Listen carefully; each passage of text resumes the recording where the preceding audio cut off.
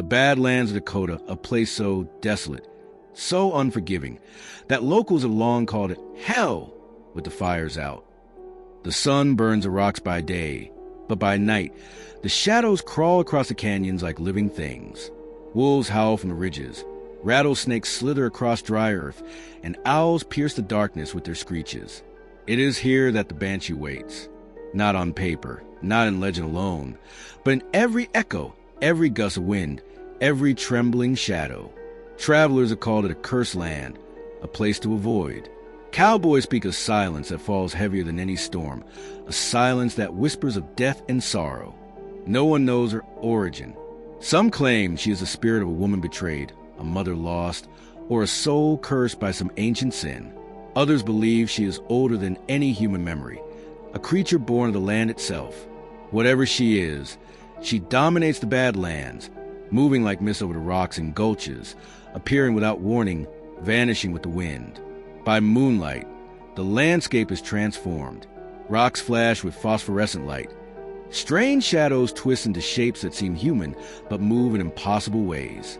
The Banshee walks among you, her eyes deep and hollow, her presence overwhelming.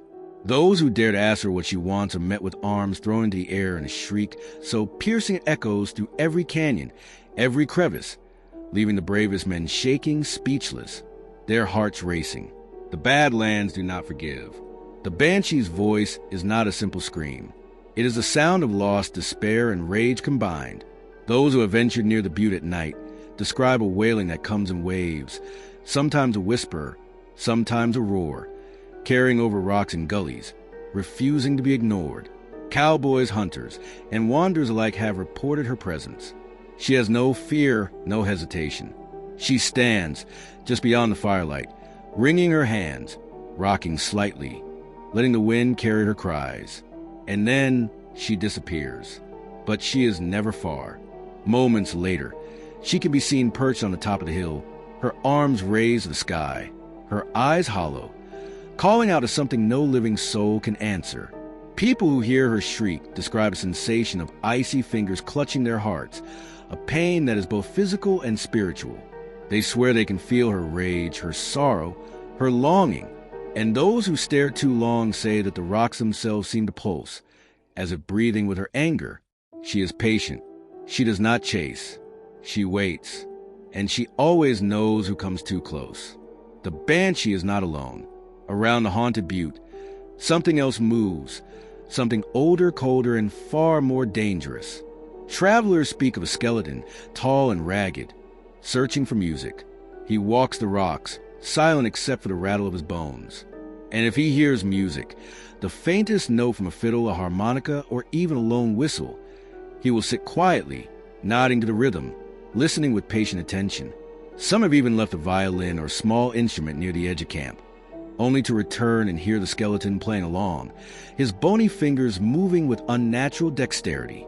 The music is beautiful, hypnotic, almost impossible to resist. It carries across the rocks and gullies, drawing listeners deeper into the canyons, closer to danger. Locals warn that if you follow the sound, you may never return. The skeleton leads the unwary into pits, into cliffs, into rocky traps carved by the earth itself. And when the morning sun rises, the music vanishes. Only the echo remains, leaving an unsettling memory in those who heard it. No one knows why the skeleton plays. Some say he is a guide for the Banshee, a herald of her sorrow. Others say he is a trapped soul, cursed to wander the rocks, forever seeking melody in a land that refuses to sing. By moonlight, the Badlands become a stage for the terrifying ballet of the Banshee and her unseen companions. She moves with purpose, her form appearing among rocks, then vanishing, as if walking between two worlds. Witnesses describe her as both terrifying and fragile, a contradiction that makes her presence all the more haunting. Her eyes are deep pits of emotion. Her hands, when ringing, seem to twist the air itself. And behind her, the rocks flash phosphorescent light, as if the land itself responds to her rage. Those who try to flee often find themselves disoriented. Paths twist unexpectedly. Shadows stretch unnaturally. Wolves howl in unison. Owls screech in dissonance. And the wind carries whispers in a language no human has ever spoken. Cowboys who once grazed cattle on the Butte abandoned the land. They speak of her appearing at dusk, standing atop the hill, watching silently. Even seasoned adventurers have returned pale, muttering of a presence that stood among them and yet was nowhere, a specter of sorrow and fury. The Bad Lands do not forgive curiosity, and they never forget the living who wander too far into the night. The most dangerous element of the Bad Lands is not the Banshee shriek alone, but the alluring music of the skeleton. Those who hear it speak of being drawn forward, their feet moving without command, heartbeats quickening. The melody is haunting, joyful and sorrowful at the same time.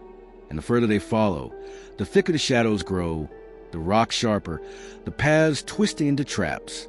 Some who chase the music report that the skeleton seems to know their name, pause and look directly at them, nodding in acknowledgement, as if inviting them into a dance of death. And the Banshee? She waits, her cries punctuating the music, her presence a constant, terrifying reminder that the land belongs to her. No one has ever escaped completely unscathed.